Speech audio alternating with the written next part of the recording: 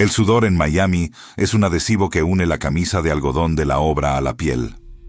Una segunda capa salitrosa que se seca formando mapas de desiertos blancos en la tela azul.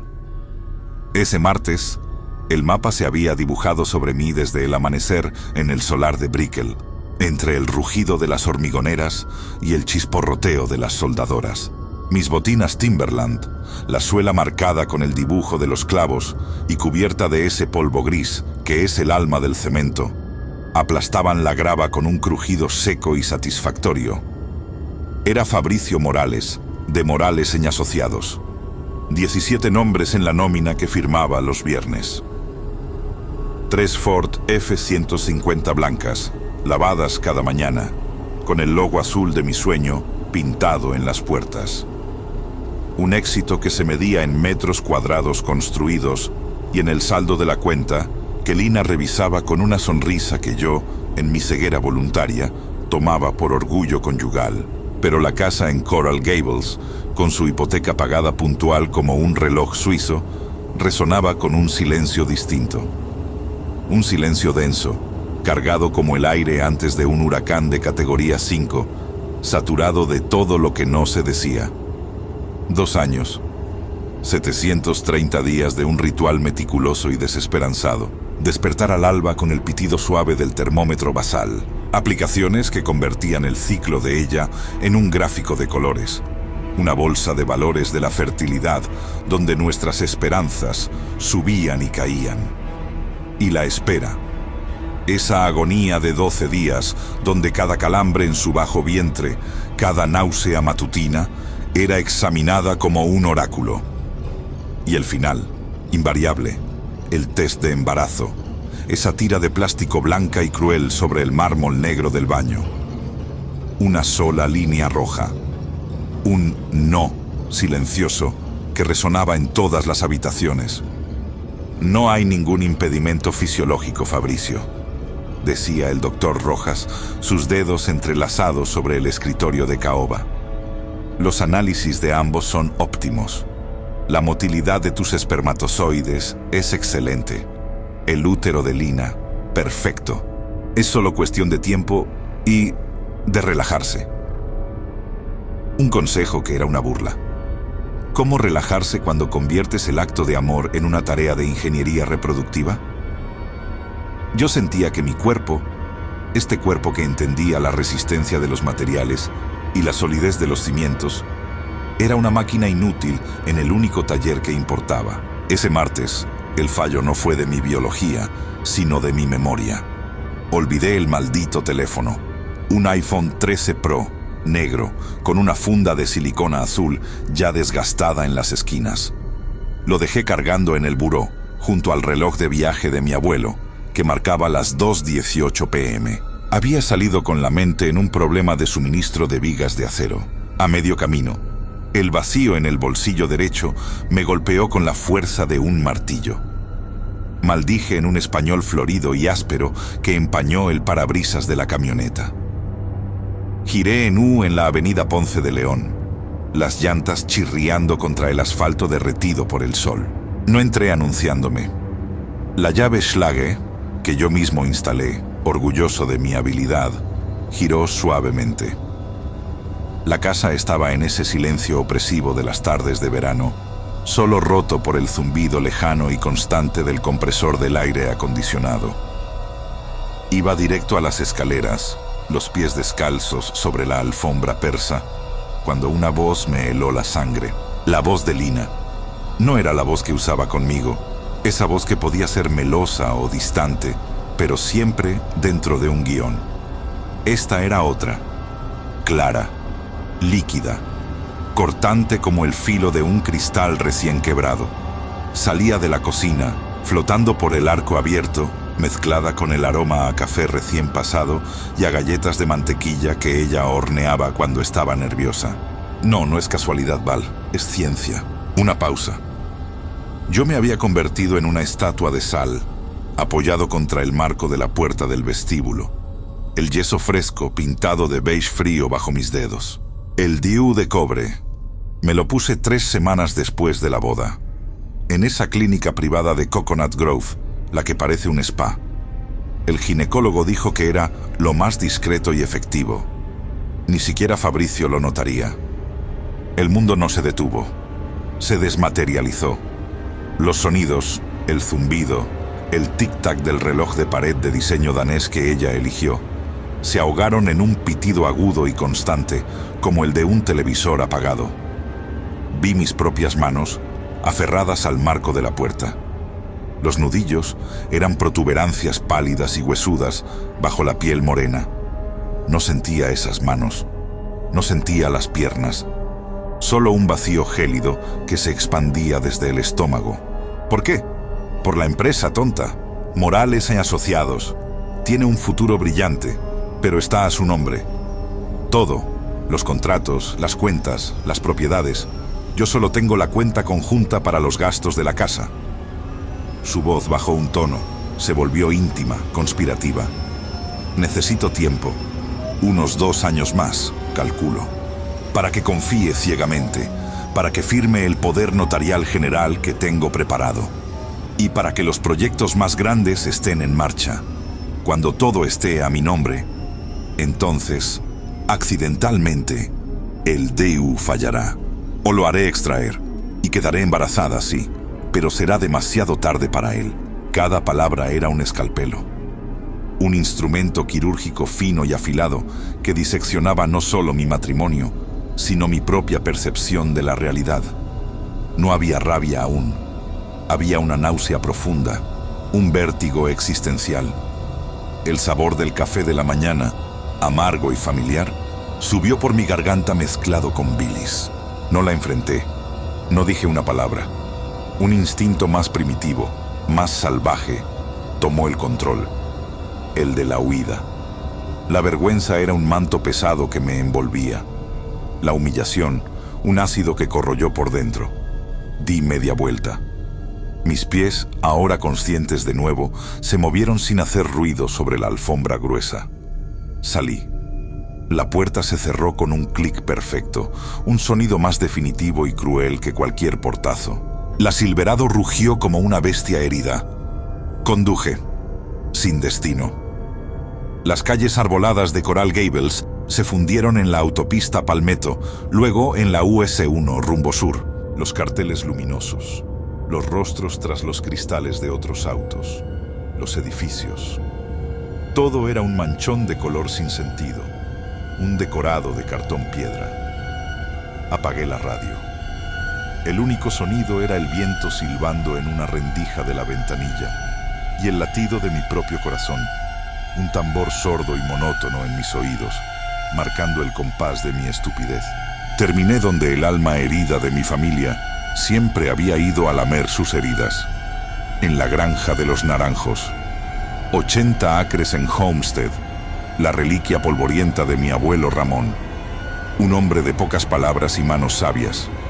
Murió 5 años atrás, doblado sobre el motor del tractor, con la llave inglesa aún en la mano. La casa, una estructura de madera de una planta con un porche que se inclinaba hacia el sur como un sombrero viejo, estaba cerrada. Las ventanas ciegas cubiertas de una telaraña de polvo y abandono. El aire aquí era distinto, pesado, dulce y agrio a la vez. Olía a tierra mojada, a hojas de naranjo podridas, a fruta fermentada que nadie cosechaba. Olía a tiempo detenido. Aparqué junto al viejo tractor, un Alice Chalmers, que era más óxido que hierro. El crujido de la grava bajo las llantas fue el primer sonido real que registré en casi 1 hora. Salí. El calor, aún a las 7:30 de la tarde, me abrazó con brazos húmedos y sofocantes. Caminé entre los árboles. Las ramas, retorcidas como arterias viejas y cargadas de naranjas pequeñas y duras que nunca madurarían, me rozaban los brazos, dejando arañazos superficiales y el olor a aceite esencial amargo en mi piel. Respiré hondo, tratando de que el aroma a tierra limpia y a podrido lavara la mentira que ahora saboreaba en cada célula de mi cuerpo. Entonces, el cielo se desgarró. No fue primero un sonido. Fue una presión, una compresión brutal en los tímpanos, como si el planeta entero, hubiera sido sumergido de golpe en las profundidades abisales. Me agaché instintivamente, las manos en la cabeza. Un microsegundo después, la luz. No fue un relámpago, fue una incisión, una línea recta, geométrica, perfecta, de un rojo incandescente y profundo, el color de un hierro al rojo vivo en la fragua más antigua del universo, que cortó el crepúsculo violáceo de este a oeste. No parpadeó.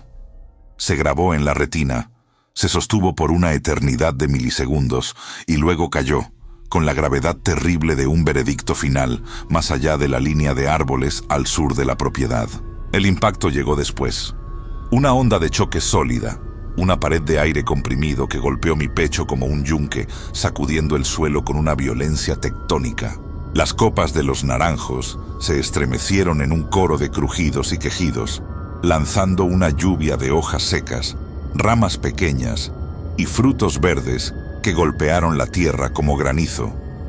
El viejo tractor resonó con un tintineo fantasmal y un cristal de la ventana de la cocina estalló con un crack seco y cristalino.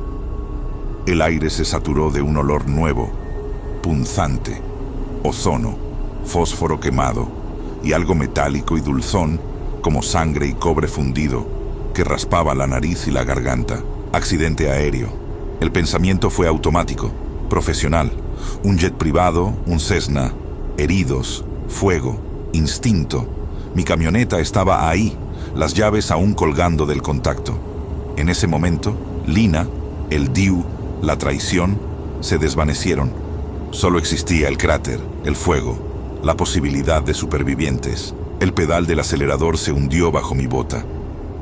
La Silverado saltó del camino de grava, atravesó una vieja cerca de alambre que cedió con un gemido metálico desgarrador y se adentró en el campo arado del vecino, el lodo seco y agrietado sacudiendo el chasis con una brutalidad que hacía rechinar los dientes.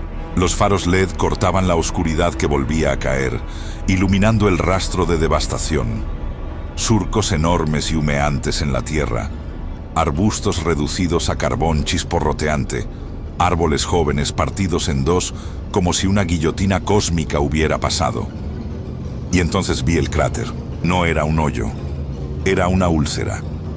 Un círculo de unos 20 metros de diámetro, donde la tierra negra y fértil de Florida había sido vitrificada, convertida en una costra lisa y negruzca de vidrio volcánico que humeaba y reflejaba mis faros con un brillo profundo y maligno.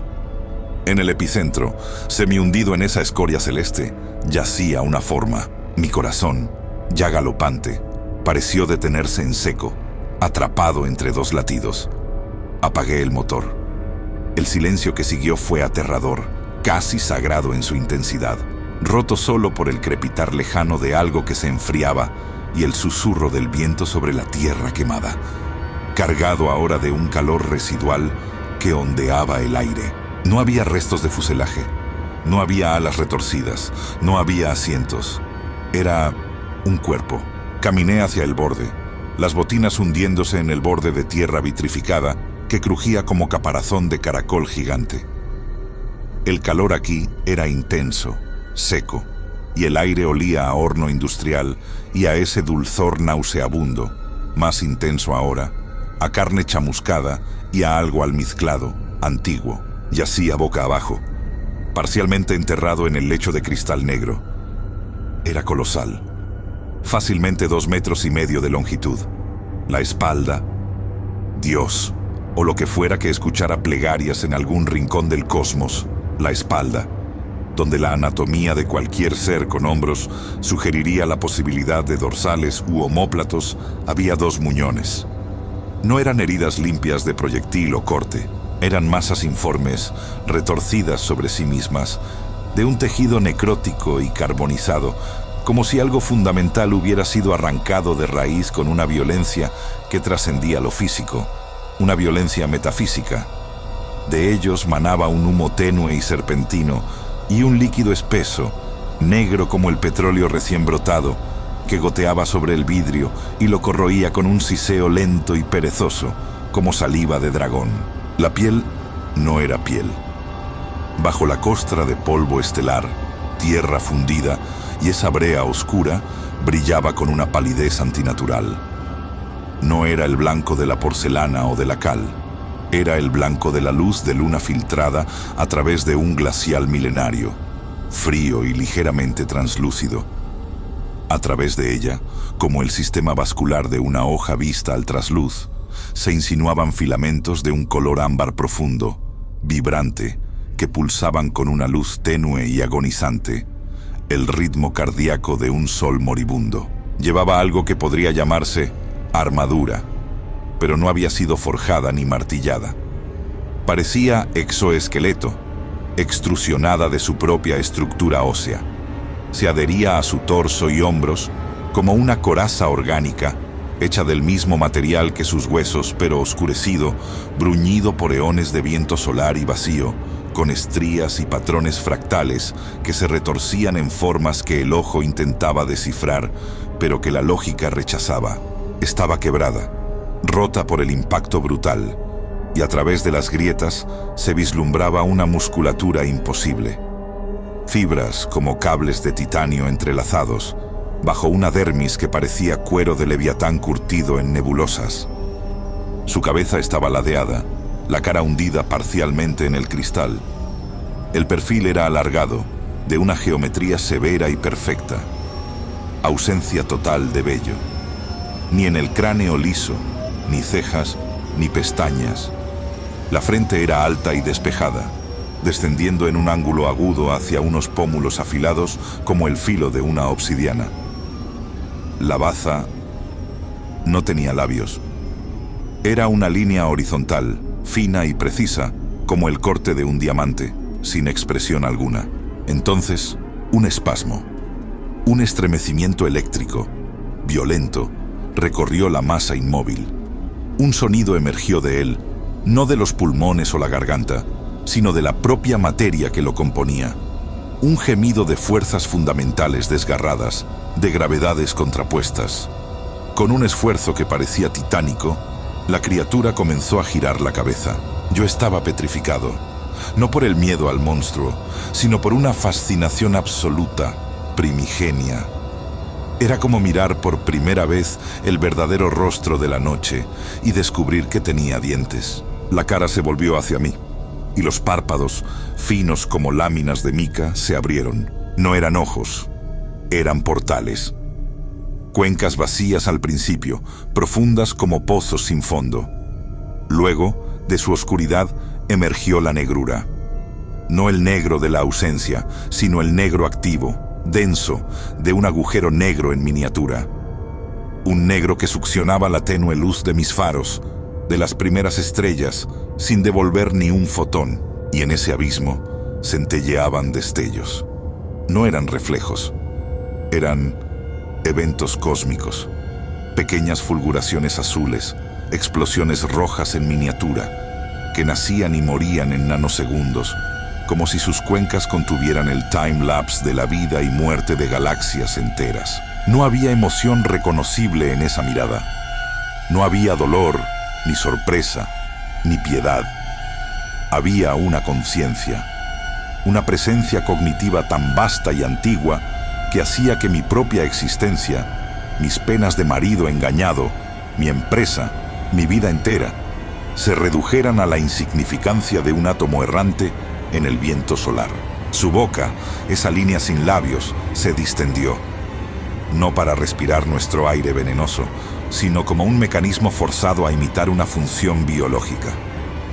De su interior, junto con un nuevo hilo de esa brea negra y espesa, surgió un sonido. No era una palabra de ningún idioma terrestre. Era una tríada gutural, un gruñido que parecía provenir de un lugar donde el sonido no era vibración en el aire, sino una distorsión del tejido de la realidad misma. Kelvasgur. Las sílabas resonaron en el cráter, físicas, como si tuvieran masa y peso, golpeando el aire con una fuerza palpable. Y entonces ocurrió lo peor. Sus ojos negros, esos pozos de universo colapsado, se clavaron en los míos.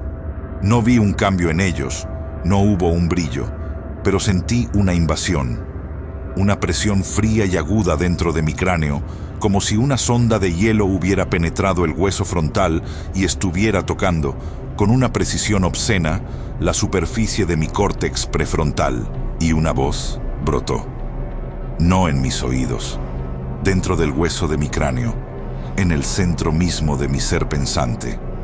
No era mi voz interior, era ajena, glacial, mecánica en su tono, pero impregnada de una cadencia tan antigua que helaba el alma. Hablaba un español roto, como si estuviera ensamblando el idioma a partir de los despojos lingüísticos que arrancaba de mi propia memoria. Tú, simio con conciencia de parásito, gusano de la roca húmeda, este fango apestoso, ¿es el reino que defiendes? El desprecio en cada sílaba, en cada concepto, era absoluto. No era el desprecio de un hombre hacia otro, ni siquiera de un cazador hacia su presa. Era el desprecio de una ley universal hacia la partícula que desafía su inevitabilidad. Era un desdén cósmico. Luego, la presión en mi cráneo cesó de golpe. La luz ámbar en los filamentos de su torso parpadeó una última vez, débil como la brasa de un cigarro al apagarse, y se extinguió. Los ojos portal, esos abismos con estrellas moribundas, se cerraron. La cabeza cayó hacia atrás con un golpe sordo y final contra el vidrio negro. El silencio regresó. Pero ahora era un silencio nuevo, reconfigurado. No era la ausencia del tráfico o de las mentiras de Lina. Era el silencio que sigue a la caída de un dogma, a la ruptura de un paradigma. El silencio de un universo que se revela infinitamente más vasto, más frío y más indiferente de lo que jamás habías imaginado.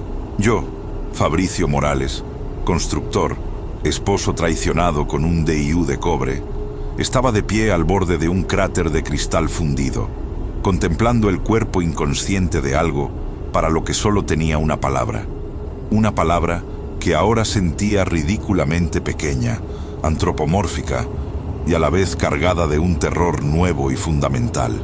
Un ángel. Y este ángel no había descendido con un mensaje de amor o de perdón. Había caído. Y su primera comunicación con la humanidad había sido un escupitajo metafísico de desprecio absoluto. La noche en Homestead era cálida y húmeda, pero un frío glacial, nacido en la médula de mis huesos, me hacía temblar de manera incontrolable. No temblaba solo por el miedo, temblaba por la revelación, por haber vislumbrado, aunque fuera por un instante, el verdadero y ínfimo lugar que ocupaba en el esquema de las cosas. Un lugar que no era el jardín del Edén, ni el centro de la creación. Era el barro, solo barro consciente, y algo, desde las alturas insondables, nos juzgaba y nos despreciaba por serlo.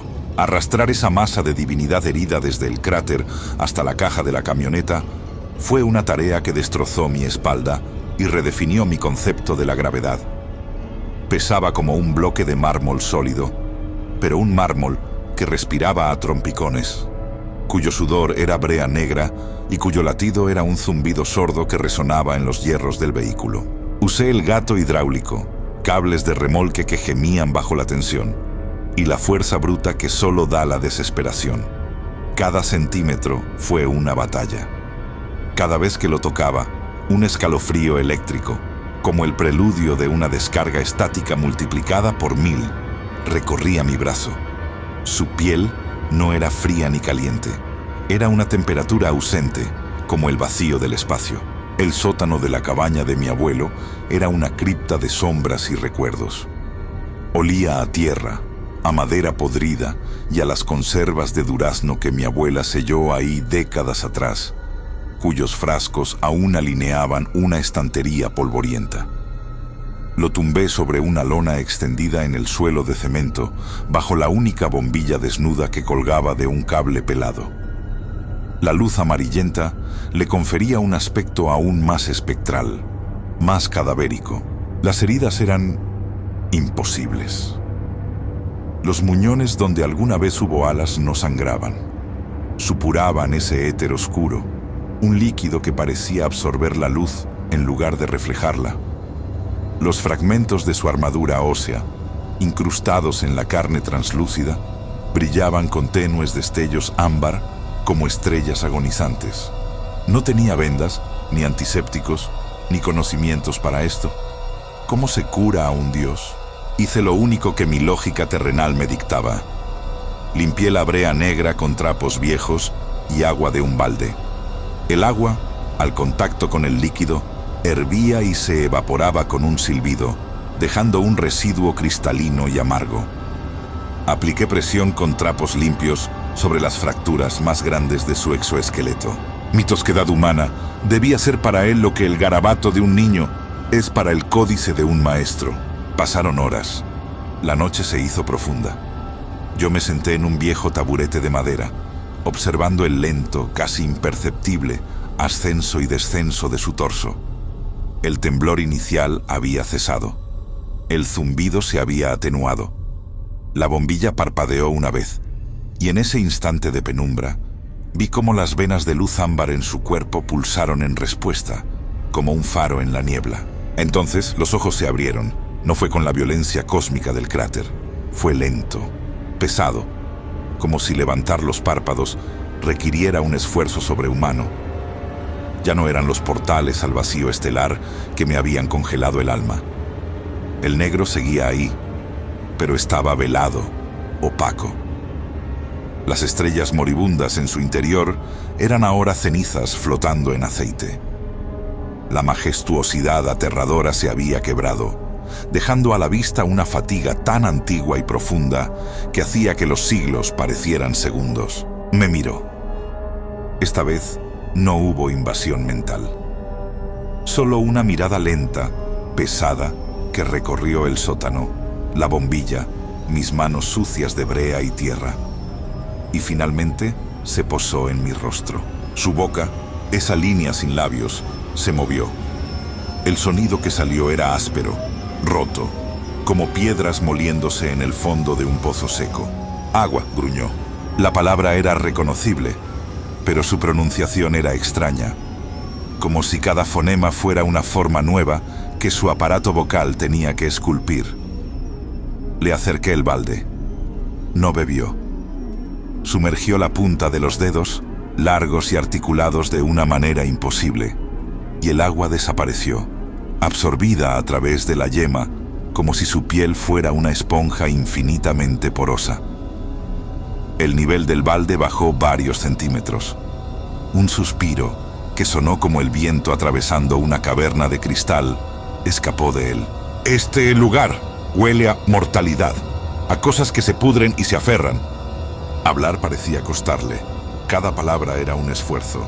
¿Qué eres?, pregunté, mi voz sonando áspera y pequeña en la oscuridad del sótano. Una sombra de algo que pudo haber sido una sonrisa amarga, un retorcimiento de esa línea bucal, apareció en su rostro. Lo que queda de un centinela, de un guardián, o quizás de un tonto. Sus ojos negros se perdieron, mirando más allá del techo de madera, hacia un cielo que no podía ver. Han llamado a mi especie de muchas formas: querubín, serafín, potestad, títulos huecos para una función fría. Se incorporó con dificultad, apoyándose en un codo. El movimiento hizo crujir los fragmentos de su armadura. Un nuevo hilo de brea negra brotó de un muñón. Lo ignoró. Tú me hallaste. Eres el anfitrión de este fragmento de prisión. ¿Prisión? Sí. La voz se volvió más clara, pero también más cargada de un dolor que no era físico. Tu planeta, esta roca húmeda que llamas hogar, no es un mundo, es un contenedor, una celda de máxima seguridad en los desiertos del brazo de Orión. Sentí el suelo inclinarse bajo el taburete. Las palabras del doctor Rojas, las gráficas de fertilidad, la sonrisa falsa de Lina, todo se desvaneció ante la enormidad de lo que estaba escuchando. Hace eones, continuó, su voz adoptando un tono narrativo, plano, como si recitara un informe de una catástrofe cósmica. Una anomalía surgió en este sector, un memovirus, un patrón de conciencia autorreplicante, corruptor. Infectó a una especie de primates, les dio esto. Señaló con un dedo largo hacia su propia cabeza y luego hacia la mía. El yo, el ego, la chispa que ustedes llaman alma. Fue declarada una plaga espiritual de grado Keter, una pestilencia del ser. Se dictó cuarentena. Se erigió una barrera dimensional alrededor de este sistema solar, y a mi orden, la vigilancia eterna, se nos encomendó asegurar que la infección no se propagara. Hizo una pausa, su respiración un silbido tenue. Yo era el primero de la séptima cohorte. Vigilaba desde el límite exterior. Observaba vuestros sueños de dioses, vuestras guerras por ficciones, vuestro miedo a la oscuridad que lleváis dentro. Y durante milenios cumplí mi función, hasta que la corrupción no vino de abajo, vino de arriba. El aire en el sótano pareció volverse más frío. La bombilla parpadeó de nuevo. En los cielos, en el reino imperial, acaba de ocurrir la mayor traición concebible. Sus ojos de obsidiana se fijaron en los míos, y por primera vez vi algo parecido a una emoción humana en ellos. Un horror absoluto, todavía fresco. El Hijo, el primogénito, la mano derecha del Todopoderoso, se volvió. ¿Jesucristo? Balbuceé, el nombre saliendo de mis labios como un sacrilegio. Una tos seca, áspera, que sonó como cristales quebrándose, lo sacudió. No con esos nombres de fábula. Él es Samael, el portador de la luz original, el Verbo hecho carne, y se ha aliado con el que ustedes llaman el maligno. Lucifer era solo un general rebelde, un disidente. El maligno es otra cosa. Es el principio de la nada, la ausencia que anhela ser. Y Samael le ha abierto las puertas del trono. Intenté asimilarlo. La Biblia, la fe de mi abuela, todo lo que creía saber sobre el bien y el mal, se desmoronaba como un castillo de naipes en un huracán. Fue una emboscada metafísica, continuó, su voz cargada de amargura. Samael, con la autoridad de su sangre, desactivó las defensas primarias. El maligno movilizó legiones que habían estado agazapadas en los pliegues de la realidad, esperando, guerreros de sombra y silencio. No hubo una gran batalla, fue un sometimiento, una purga. Todos los que no se arrodillaron ante la nueva alianza, fuimos arrancados, destripados de nuestra gloria, arrojados a los confines. Señaló sus muñones con la cabeza. Estas no son alas perdidas en combate, son marcas de desvinculación. Me desconectaron de la fuente, me expulsaron del coro. Soy un apóstata, un disidente del nuevo orden. ¿Y qué quiere este maligno? Con Samael a su lado, el ángel caído, porque eso era ahora verdaderamente caído, emitió un sonido que era la quinta esencia de la desesperación. Su ambición no es reinar en el infierno, es reformatear la creación, tomar el control del reino imperial, sí, pero su verdadero objetivo son ustedes, la pestilencia. ¿Nosotros? ¿Por qué? Porque su naturaleza es la del parásito perfecto, del mentiroso sublime. Él no quiere destruirlos, quiere salvarlos, o eso hará creer. Su voz se volvió un susurro lleno de terror. Va a descender, no como un conquistador con fuego y azufre. Eso sería demasiado obvio, demasiado humano. Él descenderá como lo que ustedes siempre han anhelado, como la respuesta, como el Mesías definitivo. Hará milagros que harán palidecer las leyendas, curará todas las enfermedades, unirá a todas las naciones, traerá una paz que ningún rey pudo lograr. ¿Y eso es malo? Me miró con una lástima infinita. Es la mentira más perfecta, porque detrás de esa paz, de esa curación, está el precio. Él no quiere vuestras almas para torturarlas en un lago de fuego. Eso es una caricatura, una patraña que Él mismo inspiró en vuestros textos para que temáis algo incorrecto. Él quiere vuestra voluntad, vuestra entrega total, alegre, agradecida. Quiere que le permitáis reescribir vuestra esencia, extirpar la pestilencia del ego, de la individualidad, de la duda. Os convertirá en un enjambre perfecto, armonioso, eternamente pacífico. y eternamente vacío. Seréis partes de él, sin memoria, sin dolor, sin amor, sin elección.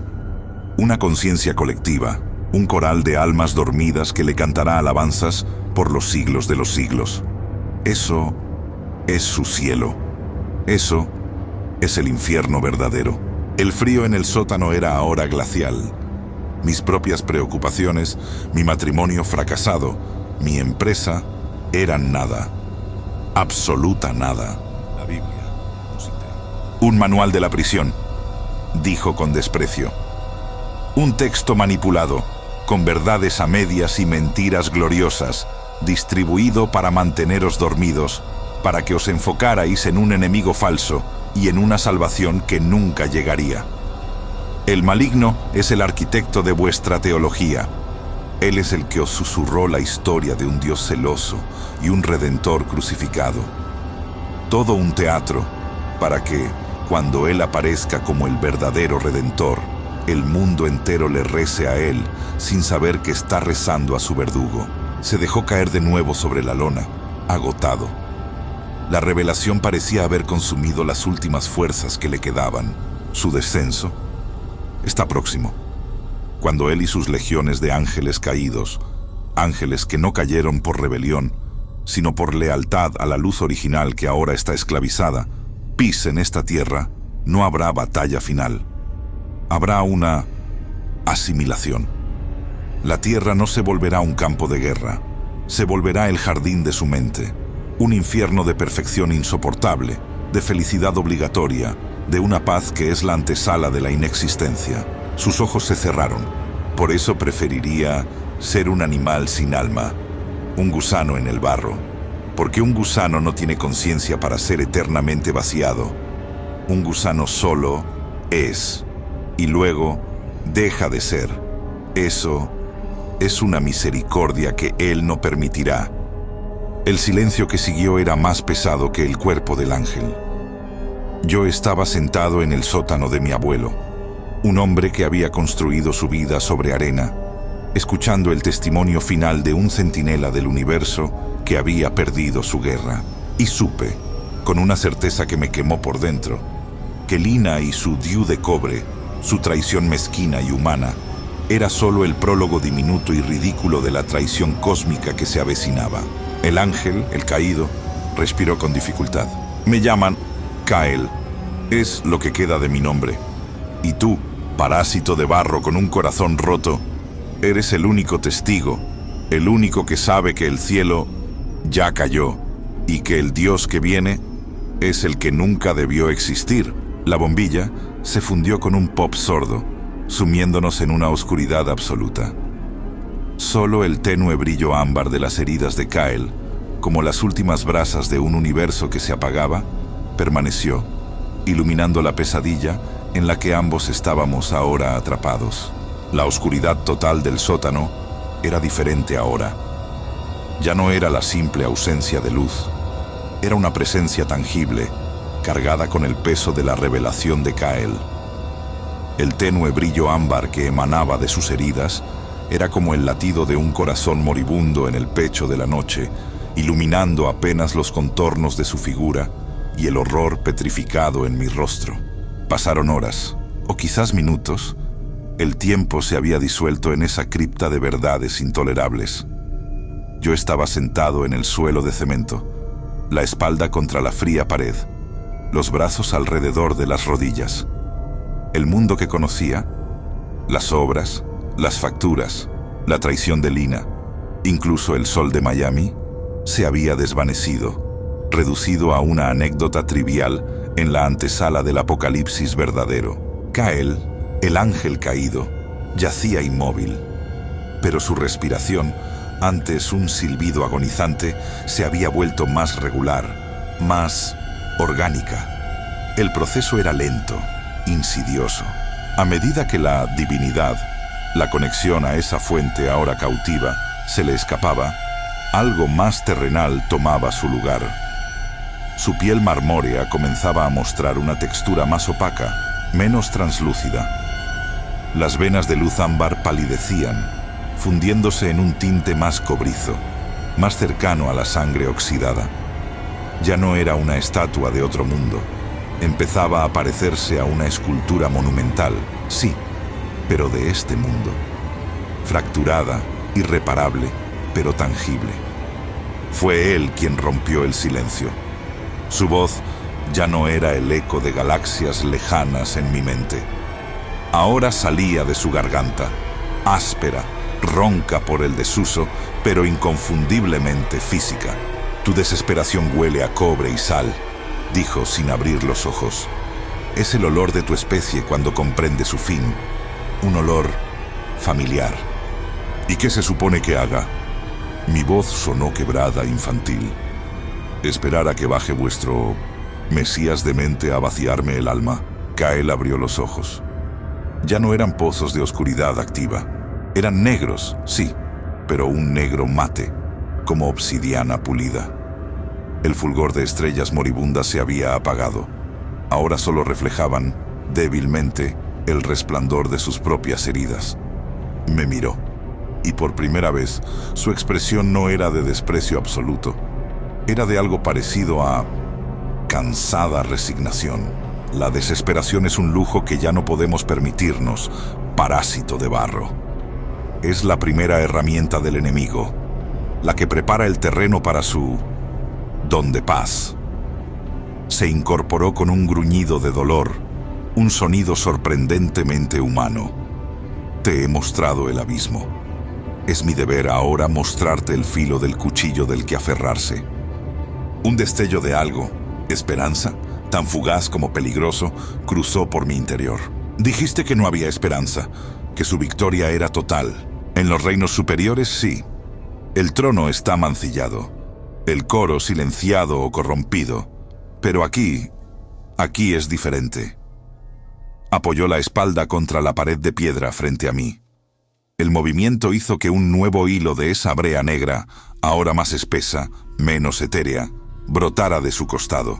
Ya no humeaba, goteaba, pesada, al suelo. Este plano, esta celda, tiene características únicas. Es un lugar de crudeza, de imperfección, de límites físicos insalvables. El principio de la nada, el maligno, es un ser de pura intención, de voluntad sin restricciones. Aquí, para manifestarse plenamente, necesita un ancla, un conducto. No puede simplemente ser aquí con todo su poder. Debe descender, encarnar de una manera que esta realidad pueda soportar. Y eso es una vulnerabilidad. Las palabras empezaban a formar un patrón, un esquema de sombras en mi mente. ¿Estás diciendo que podemos luchar? ¿Luchar como tus ejércitos lo hacen, con bombas y balas? No. Sería como intentar ahogar un incendio nuclear con un cubo de agua. Pero podemos resistir. Podemos envenenar el suelo para que su semilla no fructifique. Podemos aislar esta realidad, convertir esta prisión en un búnker. A medida que la divinidad, la conexión a esa fuente ahora cautiva, se le escapaba, algo más terrenal tomaba su lugar. Su piel marmórea comenzaba a mostrar una textura más opaca, menos translúcida. Las venas de luz ámbar palidecían, fundiéndose en un tinte más cobrizo, más cercano a la sangre oxidada. Ya no era una estatua de otro mundo. Empezaba a parecerse a una escultura monumental, sí, pero de este mundo. Fracturada, irreparable, pero tangible. Fue él quien rompió el silencio. Su voz ya no era el eco de galaxias lejanas en mi mente. Ahora salía de su garganta, áspera, ronca por el desuso, pero inconfundiblemente física. Tu desesperación huele a cobre y sal, dijo sin abrir los ojos. Es el olor de tu especie cuando comprende su fin. Un olor familiar. ¿Y qué se supone que haga? Mi voz sonó quebrada, infantil. Esperar a que baje vuestro Mesías demente a vaciarme el alma. Kael abrió los ojos. Ya no eran pozos de oscuridad activa. Eran negros, sí, pero un negro mate, como obsidiana pulida. El fulgor de estrellas moribundas se había apagado. Ahora solo reflejaban, débilmente, el resplandor de sus propias heridas. Me miró, y por primera vez su expresión no era de desprecio absoluto, era de algo parecido a cansada resignación. La desesperación es un lujo que ya no podemos permitirnos, parásito de barro. Es la primera herramienta del enemigo, la que prepara el terreno para su don de paz. Se incorporó con un gruñido de dolor, un sonido sorprendentemente humano. Te he mostrado el abismo. Es mi deber ahora mostrarte el filo del cuchillo del que aferrarse. Un destello de algo, esperanza, tan fugaz como peligroso, cruzó por mi interior. Dijiste que no había esperanza, que su victoria era total. En los reinos superiores, sí. El trono está mancillado, el coro, silenciado o corrompido. Pero aquí es diferente. Apoyó la espalda contra la pared de piedra, frente a mí. El movimiento hizo que un nuevo hilo de esa brea negra, ahora más espesa, menos etérea, brotara de su costado. Ya no humeaba, goteaba, pesada, al suelo. Este plano, esta celda, tiene características únicas. Es un lugar de crudeza, de imperfección, de límites físicos insalvables. El principio de la nada, el maligno, es un ser de pura intención, de voluntad sin restricciones. Aquí, para manifestarse plenamente, necesita un ancla, un conducto. No puede simplemente ser aquí con todo su poder.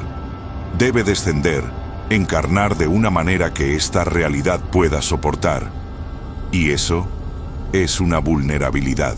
Las palabras empezaban a formar un patrón, un esquema de sombras en mi mente. ¿Estás diciendo que podemos luchar?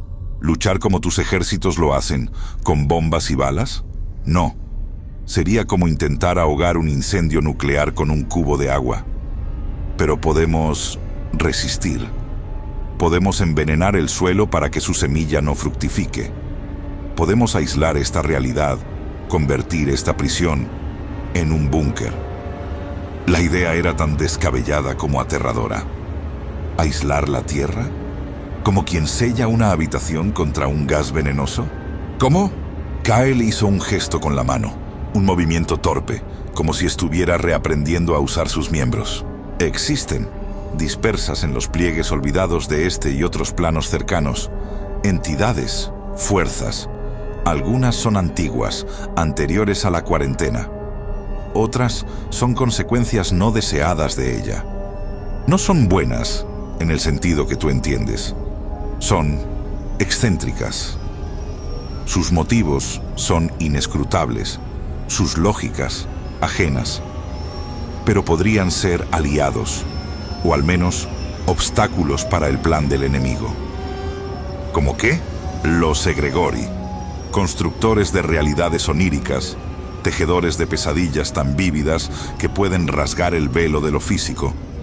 Podrían crear ilusiones masivas, distorsionar la percepción de su llegada, sembrar la duda donde él quiera sembrar fe ciega. Hizo una pausa. Su rostro se ensombreció. Pero su ayuda requiere un pago. No oro ni almas. Exigen experiencias, memorias vívidas, años de tu vida, la esencia de un amor, el sabor de un miedo primigenio. Son coleccionistas de la existencia subjetiva, y su precio es siempre una parte de lo que te hace tú. Un escalofrío me recorrió. Era un tipo de monstruosidad diferente, más íntima, más personal. Luego están los Nodri, los antiguos guardianes del tiempo muerto. Continuó. Vigilan los cementerios de líneas temporales descartadas, los ¿qué hubiera pasado si? Podrían, en teoría, encontrar un hilo de realidad alterna donde la traición de Samael no ocurrió y traer un eco, una sombra de esa posibilidad para contrarrestar la inevitabilidad que el enemigo quiere imponer. En teoría, nadie ha regresado intacto de un trato con los Nodri. Algunos regresan envejecidos siglos en un instante, otros olvidan su propio nombre o ven el tiempo fluir al revés. Es un riesgo catastrófico.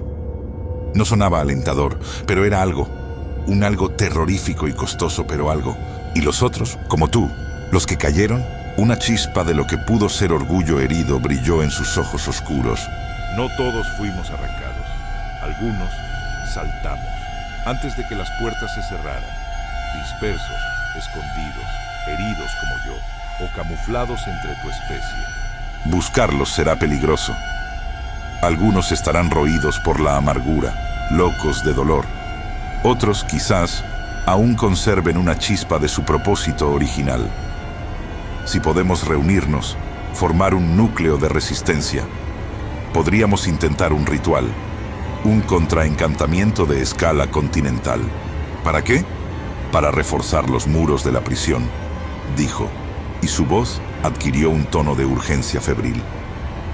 Para sellar este plano, aislarlo completamente de la influencia de los reinos superiores, convertir la tierra en una burbuja impenetrable, en una celda, sí, pero una celda nuestra, donde su salvación no pueda entrar, donde podamos vivir, morir, pudrirnos en nuestro barro consciente, pero libres de su perfección vacía. Sería una eternidad de lucha, de fealdad, de dolor, pero también de amor genuino, de rabia auténtica, de elección. Sería humano, en toda su gloria miserable. La imagen que pintaba era demente. Un mundo convertido en fortaleza, sitiada por la eternidad, con un cielo sellado y un futuro sin esperanza de cielo o salvación. Pero frente a la alternativa, la felicidad lobotomizada, la paz del insecto en la colmena, sonaba casi a victoria.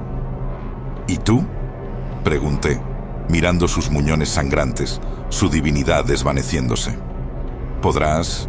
Estoy disminuyendo, admitió con una crudeza que cortaba. La esencia que me sostenía se escapa.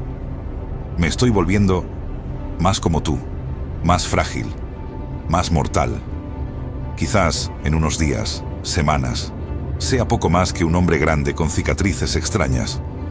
Mi conocimiento, mis recuerdos del orden celestial, se desvanecerán como un sueño.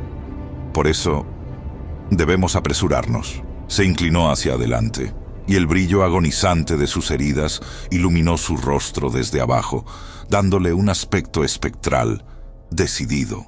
Tú, Fabricio Morales, constructor de torres en la arena, eres ahora el arquitecto de un refugio para toda tu especie. Tu conocimiento de los cimientos, de lo que sostiene y lo que colapsa, puede ser más valioso que la espada más afilada del cielo.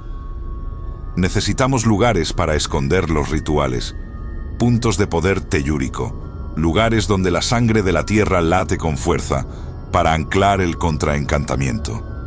Necesitamos una red. La enormidad de la tarea me aplastaba. Yo solo era un hombre con una camioneta y un corazón roto. ¿Por qué yo?, susurré, la pregunta más egoísta y necesaria. Kael lo miró por un largo momento. Luego, una expresión extraña, casi de reconocimiento, cruzó su rostro. Porque fuiste el primero en verme caer. Porque tu mundo ya se derrumbó antes de que el cosmos lo hiciera. Ya estás vacío de las ilusiones menores. Y porque dudó, como si la siguiente palabra le costara más que todas las anteriores. En tu desesperación, cuando me encontraste, no huiste, no me mataste, intentaste curar. Es un impulso absurdo, irracional, profundamente defectuoso. Es exactamente el tipo de error glorioso que el enemigo no puede prever, porque él ha olvidado cómo cometerlo. Se levantó, tambaleándose. Su figura, aún imponente, se veía inestable, como un coloso de barro a punto de desmoronarse. Me extendió una mano, no para darme un toque de gracia. Era una oferta, un pacto. Ayúdame a encontrar a los otros perdidos. Ayúdame a localizar a las entidades excéntricas y a negociar sus precios terribles. Ayúdame a construir el último refugio de la imperfección. Y quizás, solo quizás, podamos condenar a nuestra raza a una eternidad de dolorosa, hermosa, verdadera libertad. Miré su mano. Ya no irradiaba frío cósmico. Estaba caliente, casi febril. Las líneas de su palma comenzaban a parecerse a las de un hombre. Tomé su mano. Era fuerte, humana, En el sótano oscuro, rodeados por el olor a duraznos podridos y a divinidad moribunda, el constructor y el ángel caído sellamos un pacto contra el cielo. La guerra no sería por el paraíso, sería por el derecho a seguir siendo un infierno propio. Y era, quizás, la única esperanza que valía la pena tener. La metamorfosis de Kyle fue una desintegración lenta y dolorosa de lo divino. No fue un cambio de forma, sino un desgaste. Su palidez marmórea cedió, dando paso a una piel de un tono oliva cálido, como la tierra después de la lluvia. Los filos imposibles de su rostro se suavizaron en ángulos humanos, aunque de una simetría tan perfecta que cortaba la respiración. Sus ojos, ya sin el abismo estelar, se asentaron en un gris tormentoso, el color del cielo de Miami antes de un huracán, con destellos de ese ámbar residual en las profundidades del iris. Su cabello, inexistente antes, brotó en una cascada de hebras negras como ala de cuervo, cayéndole hasta los hombros. Su cuerpo, antes una arquitectura de fuerzas cósmicas, se refinó en la de un atleta esculpido por un dios renacentista obsesionado con la perfección. Era simplemente el ser humano más hermoso que había existido jamás. Una belleza que no atraía, intimidaba. Era el molde original, la idea platónica de hombre antes de que el barro se secara y agrietara. Verlo era entender toda nuestra imperfección. Y él, a su vez, miraba nuestro mundo con la curiosidad devastadora de un niño que desarma un reloj. Durante nuestro viaje a través de los páramos de Nevada, en busca del primer perdido que Kyle sentía como un eco lejano en su sangre ya casi mortal, me habló de ello. «Vuestras ciudades», dijo, su voz ahora un barítono profundo y melodioso que parecía hacer vibrar el aire dentro de la camioneta. «Son montañas de desorden organizado, torres que arañan un cielo que creéis vacío. Es fascinante. En el reino imperial, todo es propósito, geometría, luz ordenada. Aquí construís laberintos de asfalto y ambición. Es un defecto, una frivolidad, nos decían. Miró por la ventana el desierto interminable. Pero es vuestro defecto, y con él habéis creado algo que ni el coro más sabio pudo. Variación, caos con significado propio, eso es lo que él quiere erradicar». Llegamos a una granja aislada en las faldas de las montañas Ruby. No era un refugio, era una fortaleza. Cercas electrificadas, sensores de movimiento y una casa de piedra que parecía surgir de la tierra misma. Kyle se detuvo, respirando hondo. «Ella está aquí. Se llama Lyra. Cayó antes que yo, mucho antes». Lyra nos recibió con una escopeta recortada. No era una belleza como Kyle. Era una mujer de apariencia cincuentona, con el pelo canoso recogido en un moño severo y ojos del color del acero viejo. Pero en su mirada había una profundidad aterradora, el peso de haber visto siglos desfilar. Su desconfianza era un muro tangible. «Un humano», escupió, la palabra sonando como un veneno. «¿Has traído un gusano a mi puerta, Kyle? ¿La pestilencia a mi santuario?» Kyle, ahora apenas más alto que ella, dio un paso adelante. «La pestilencia es la que viene, Lyra, la que ya tomó el trono. Él no viene a gobernar, viene a pulir, a eliminar la aspereza, el error, el carácter». Lyra rió, un sonido seco y sin humor. «¿Y este?», señaló hacia mí con el cañón de la escopeta. «¿Qué puede hacer este simio con su ego inflamado y su vida efímera, excepto corromper, mentir, destruir? He visto sus guerras, he visto su codicia, he visto cómo se traicionan por monedas brillantes o por piel suave. Sus ojos grises se clavaron en los míos, como esa mujer tuya, la que te vendió por una empresa, ¿verdad?» El golpe fue bajo y directo. Kyle me había dicho que Lyra podía percibir las heridas del alma, las decepciones frescas. Asentí, sin poder hablar. «Eso sois», concluyó Lyra bajando el arma 1 milímetro. «Eso siempre seréis». Pero Kyle habló. Le contó todo. La traición de Samael, la alianza con el principio de la nada, el plan de redención lobotomizada. Le habló no como un superior, sino como un igual caído, con una vulnerabilidad que yo no le había visto antes. Habló de sellar la prisión, de defender la fealdad gloriosa, el caos hermoso, el derecho a estar equivocados. Lyra lo escuchó, inmóvil como la piedra de su casa. Cuando Kyle terminó, un largo silencio se extendió. Finalmente, sus ojos de acero se posaron en mí de nuevo, pero la desconfianza absoluta había dado paso a algo más complejo. Una evaluación fría y calculadora. Los humanos no son, ni serán nunca, una buena opción, declaró, su voz ahora plana. Sois el defecto en la ecuación, pero... Sus ojos se desviaron hacia Kyle. Si el primer vigilante de la séptima cohorte, el que cumplió la ley sin pestañear durante eones, está dispuesto a apostar por un puñado de barro consciente, quizás sea porque la alternativa es la inexistencia disfrazada de paraíso. Respiró hondo.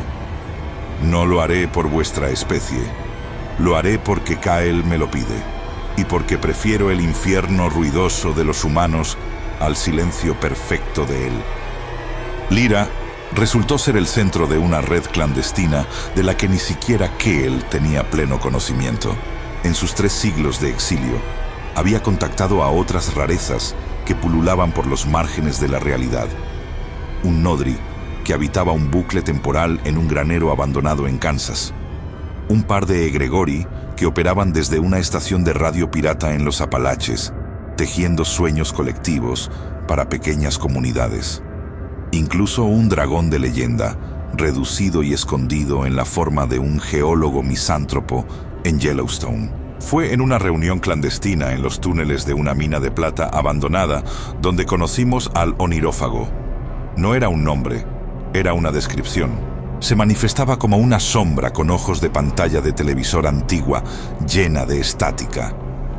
Su precio por tejer ilusiones a escala masiva, sueños que pudieran sembrar la semilla de la duda ante los milagros del falso redentor, era, como Kyle había advertido, específico y terrible. Recuerdos vívidos y cargados de significado emocional. No cualquier recuerdo. Debía ser un bloque completo de experiencia, de identidad. La ilusión perfecta se construye con la materia prima de la realidad. Susurró el Onirófago. Su voz, un zumbido de frecuencias bajas que hacía temblar los dientes. Nadie quiere pagar. Ofrecen recuerdos de infancia borrosos, de trabajos tediosos. Eso es basura. Yo necesito sustancia, amor, dolor, traición. La esencia de lo que os hace aferraros a vuestro frágil yo. Los otros seres en la cueva, Lyra, Kyle, el geólogo dragón, miraron hacia otro lado. El Nodri farfulló algo sobre la no linealidad y se desvaneció un poco. Nadie se ofreció. Entonces hablé. Mi voz resonó en la caverna fría. Toma mis recuerdos de ella, de Lina, toda mi vida compartida, todo el amor que creí que era, la boda, las mañanas, las mentiras, los 2 años de farsa. Tómalo. Un silencio eléctrico llenó la cueva. El Onirófago se concentró, sus ojos de estática fijos en mí. Se podía sentir su fervor, una emoción codiciosa y hambrienta. ¿Todo? Zumbó. El sabor de su piel que amaste, el sonido de su risa que confiaste, la textura de la traición cuando la descubriste. ¿Estás dispuesto a desmembrar ese mundo? Asentí, la garganta seca. Ya no me importaba. Esos recuerdos eran el veneno que me mantenía atado a una vida que ya no existía. Sí, pero déjame lo suficiente para recordar quién soy, para recordar esto. Señalé a Kyle, a Lyra, a la misión. Un trato, susurró el Onirófago. El proceso no fue un simple borrado, fue una extracción. Fui consciente durante todo ello.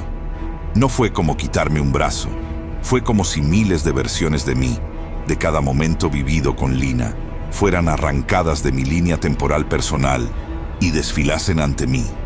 gritando, antes de ser absorbidas por la estática de esos ojos pantalla. Vi nuestra primera cita desde 10 ángulos diferentes, cada uno desgarrado. Sentí el supuesto amor del día de la boda multiplicado por 100, y cada instancia era un cuchillo.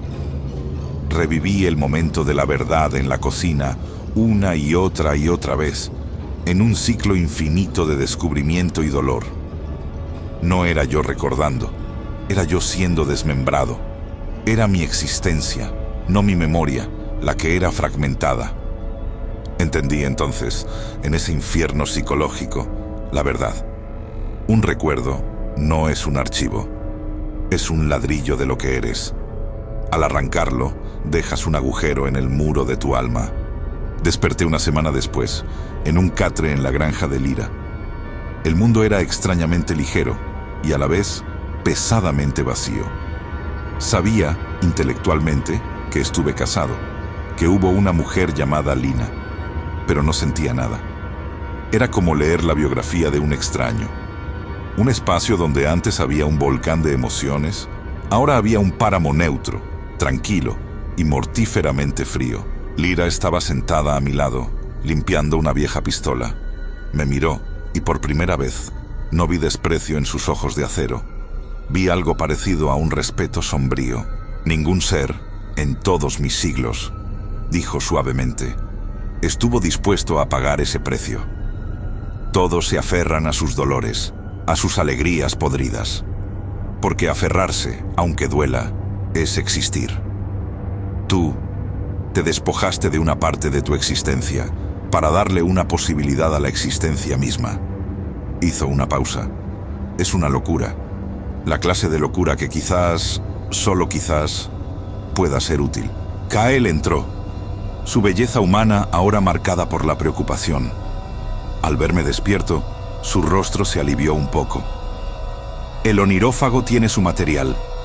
Las ilusiones se están tejiendo. Semillas de escepticismo que brotarán cuando él intente mostrar sus milagros. Serán débiles al principio, pero si suficientes dudas prenden. No pude responder con emoción, solo asentí. El vacío donde estaba Lina era un pozo silencioso. Con esa carta jugada, el plan tomó forma concreta. Lyra movilizó su red. El geólogo dragón identificó 7 puntos de poder tellúrico, lugares donde la corteza terrestre era delgada y la energía caótica de un planeta vivo brotaba, que podrían servir como pilares para el ritual de sellado. El Nodri, a regañadientes, trazó un diagrama de los hilos de causalidad más débiles alrededor de la Tierra, por donde el contraencantamiento debería tejer su red. Ahora lo único que necesitábamos era la chispa final, el poder concentrado para activar el ritual. Y para eso, según Lyra y Kael, necesitábamos encontrar un objeto o una fuente de energía que perteneciera a la época anterior a la cuarentena. Algo puramente de este mundo, no contaminado por las leyes celestiales que el enemigo ahora controlaba. Mientras ellos discutían teorías en mapas esparcidos sobre la mesa de la cocina de Lyra, yo me quedé mirando por la ventana, hacia el desierto implacable. Mi teléfono, apagado desde hacía semanas, yacía en un cajón. En algún lugar, Lina debía estar tramando su siguiente movida legal, confundida por mi desaparición. Pero ella ya no era nada, ni siquiera un recuerdo con sabor. Había intercambiado el dolor de un mundo pequeño y personal por el peso frío de salvar un mundo grande y defectuoso. Y al hacerlo, me había convertido en algo menos humano. Y quizás en el único tipo de ser que podría enfrentarse a lo que venía. El vacío donde estuvo mi matrimonio ahora era el crisol donde se forjaba nuestra última y desesperada esperanza.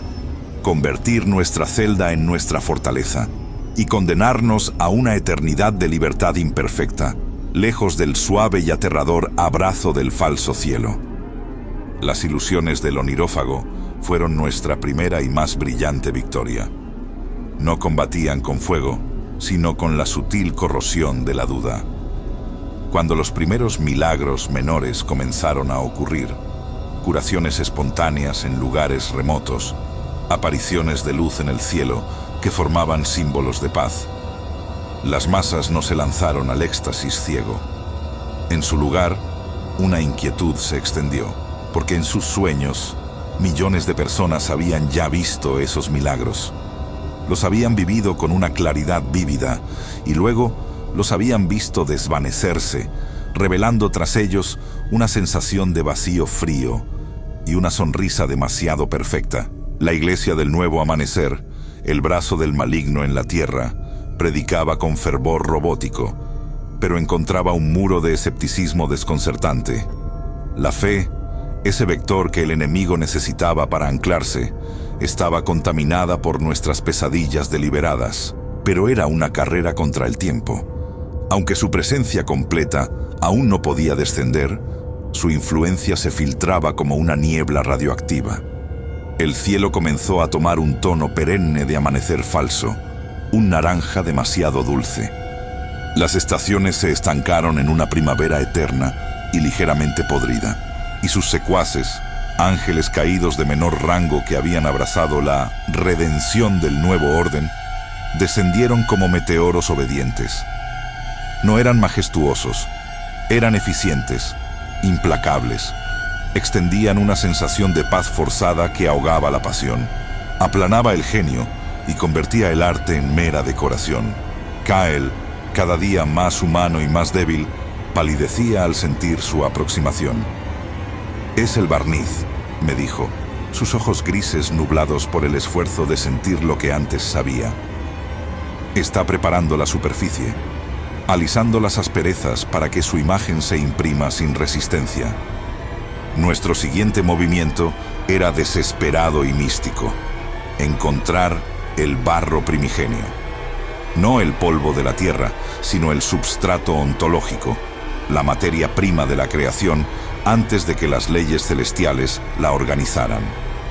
El molde físico del cual, según la tergiversada pero basada en verdad Biblia, el Altísimo había tomado para formar a Adán. Si la tierra era una prisión, el barro era la esencia misma de sus muros. Podría servir como el núcleo perfecto, el anclaje impoluto para nuestro ritual de sellado, una sustancia tan puramente terrestre y anterior a todo, que la corrupción del maligno no podría tocarla. Lira, la caída de 3 siglos, rastreó leyendas y textos alquímicos prohibidos. Su red de rarezas se puso en movimiento.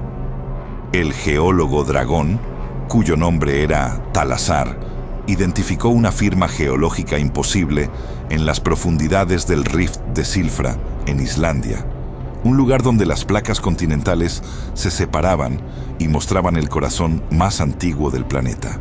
Pero entonces, el visitante no deseado llegó. No fue un ángel caído, fue algo peor.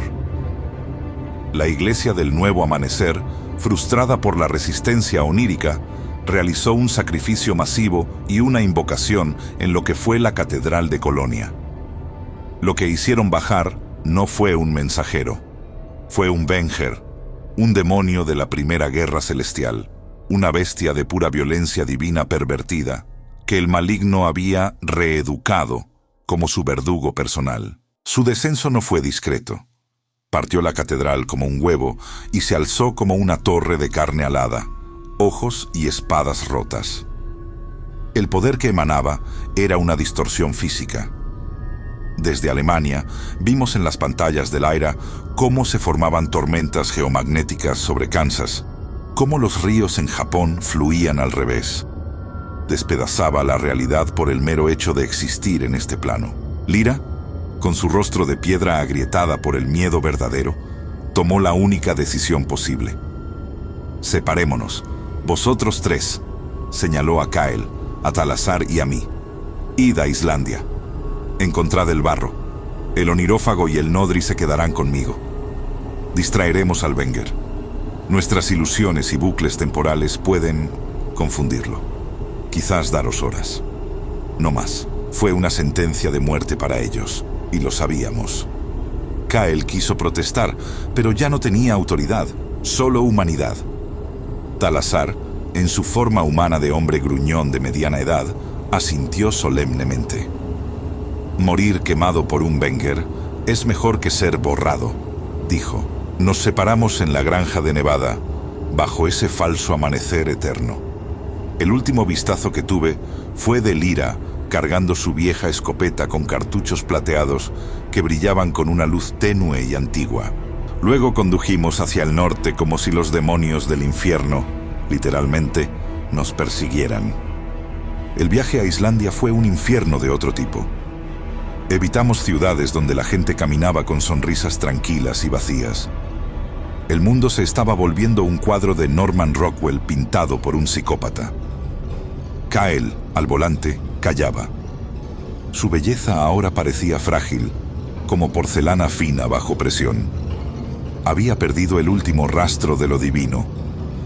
Era solo un hombre increíblemente hermoso, con un conocimiento catastrófico. Talazar guió nuestro destartalado vehículo todoterreno a través de los paisajes lunares de Islandia, hasta el borde del rift de Silfra.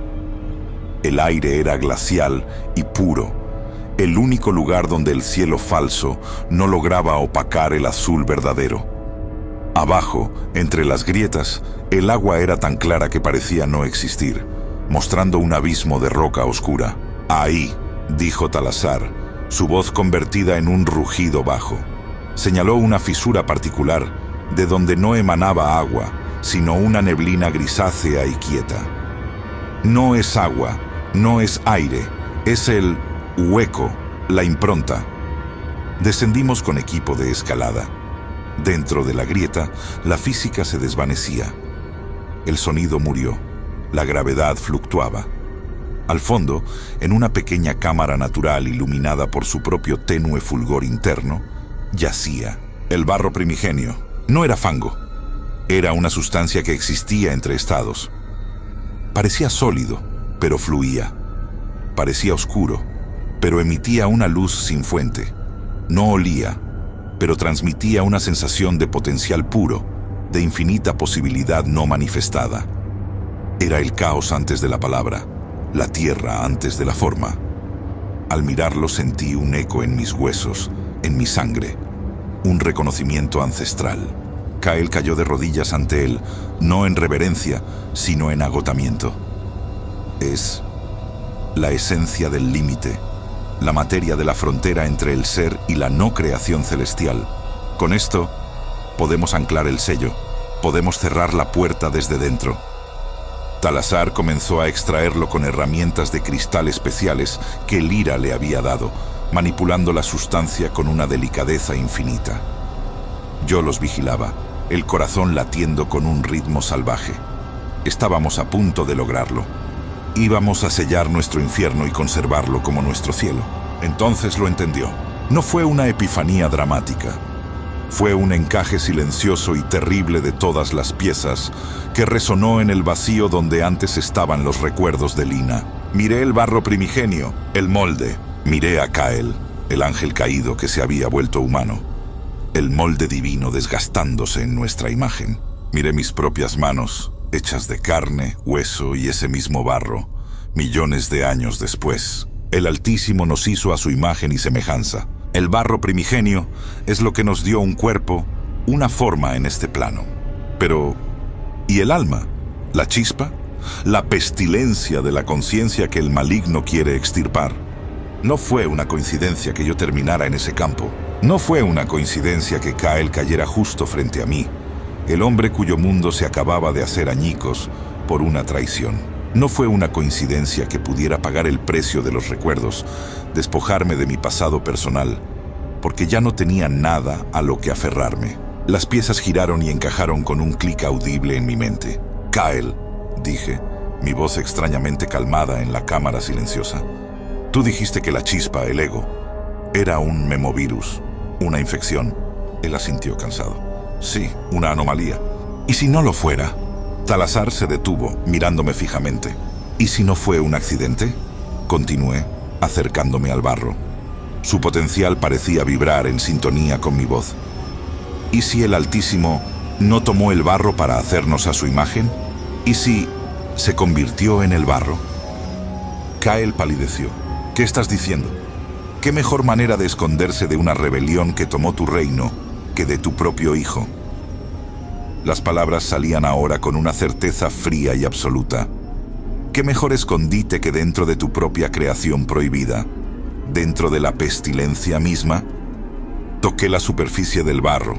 No era frío ni caliente. Era espera. No nos hizo a su imagen y semejanza, Kael. Se deshizo en nosotros. El Altísimo no está en un trono cautivo. Está aquí, escondido, fragmentado, en cada uno de nosotros, en nuestro ego, en nuestra rabia, en nuestro amor defectuoso, en nuestra capacidad de traicionar y de perdonar. Es el caos en nuestro interior. Es la imperfección que el maligno quiere pulir. El silencio que siguió fue más profundo que el de la grieta. Talazar dejó caer sus herramientas de cristal, que se hicieron añicos sin sonido. Kael me miró, y en sus ojos humanos vi el derrumbe de todo su universo, seguido por el amanecer de algo aún más vasto y terrible. El plan no era una cuarentena, era un refugio. Él se inoculó a sí mismo en la infección. Se fragmentó en billones de piezas para ser indetectable, para sobrevivir. Y el maligno lo sabe, concluí, el horror dándome claridad. Por eso no quiere destruirnos, quiere refinarnos, extraerlo de nosotros, purificarlo y consumirlo, para ser no solo el Rey del cielo, sino el Dios único, habiendo devorado al original. En ese momento, la grieta sobre nosotros se iluminó con un fuego blanco y corrupto. Un alarido que destrozó la roca atravesó el aire. El Venger había encontrado al Ira, al Onirófago, al Nodri, y los había despachado. Y ahora seguía nuestro rastro, atraído por la energía del barro primigenio, el cebo perfecto. Talazar rugió y su forma humana estalló. Escamas de obsidiana y fuego de magma llenaron la cámara. Era un ser de leyenda, pequeño para su especie, pero inmenso para nuestra grieta. Tomad el barro y huid, yo lo retendré. No había tiempo para debates. Kael y yo agarramos el recipiente de cristal con el barro, una masa del tamaño de un balón de fútbol que pesaba como una estrella enana. Talazar, el dragón, se lanzó hacia arriba, hacia la luz blanca y el horror que descendía. Corrimos por un túnel lateral que Talazar había indicado. La tierra temblando a nuestro alrededor. Los alaridos del dragón y del Venger fusionándose en una sinfonía de aniquilación detrás de nosotros. Salimos a la superficie en medio de un campo de lava solidificada bajo el cielo naranja falso. A lo lejos, sobre el rift, dos siluetas monstruosas se destrozaban la una a la otra, iluminando la noche polar con explosiones de luz infernal y aliento de dragón. Kael jadeaba sosteniendo el barro. El ritual, necesitamos los otros 6 puntos. Lyra está muerta, Talazar está muriendo. ¡No!, grité, tomándolo del brazo. Mi mente, iluminada por la verdad brutal, veía el plan completo ahora. No necesitamos los otros puntos. Él está en todos los puntos, en cada uno de nosotros. Le arranqué el recipiente de las manos. El barro primigenio brilló al contacto con mi desesperación, con mi revelación. El ritual no es para sellar la prisión desde fuera, le dije, mi voz dominando el estruendo de la batalla aérea. Es para despertar al prisionero, para que recuerde, para que se reúna. Kael entendió y asintió. No como un ángel, ni como un humano, como un soldado que finalmente ve el verdadero campo de batalla. Juntos, en medio del caos, con el cielo desgarrado por la batalla de titanes y el mundo volviéndose un jardín perfecto y muerto, realizamos el ritual. Pero no el de Lyra. Inventamos el nuestro, con el barro primigenio como catalizador, como el recordatorio físico de lo que él había sido. Gritamos al unísono no un encantamiento, sino una verdad, amplificada por la sustancia de la creación. ¡Despierta! No lo gritamos al cielo, lo gritamos a la tierra, a los océanos, al aire, y sobre todo lo gritamos hacia adentro. El barro estalló en una onda silenciosa de energía gris y quieta, no destructiva, reveladora. La onda se expandió por el planeta a la velocidad del pensamiento. En una oficina de Miami, un abogado avaricioso que redactaba papeles para estafar a un cliente dejó caer su pluma. Un doloroso destello de un recuerdo que no era suyo. De crear una galaxia con un susurro, cruzándole la mente. En un hospital de Tokio, una enfermera exhausta que sostenía la mano de un moribundo sintió por un segundo la calidez de dar vida a un sol. En las ruinas humeantes de la granja de Lyra, el Wenger, a punto de destrozar el cráneo de Talazar, se detuvo. Porque el dragón herido no rugió de dolor, sino que murmuró con voz de trueno y asombro: «Padre». Y en cada ser humano en la tierra, en cada fragmento de esa conciencia egoísta, defectuosa y gloriosa, resonó un eco, un latido, un reconocimiento. No fue una unión, no fue una fusión. Fue como si un espejo roto en billones de pedazos, cada uno reflejando una distorsión única del mismo rostro, de repente supiera que era un espejo. El maligno, en los reinos superiores, debió sentirlo. La impecable fachada de su plan se agrietó, porque su redención ya no era sobre salvar a unas criaturas inferiores. Era sobre cazar y consumir a su padre, que estaba escondido en cada rincón de la creación que quería dominar. El falso amanecer en el cielo se quebró como un cristal. Por un instante vimos el espacio negro y verdadero, salpicado de estrellas. Y en ese instante una presencia se hizo sentir. No era una persona, era una condición, una verdad fundamental reafirmada.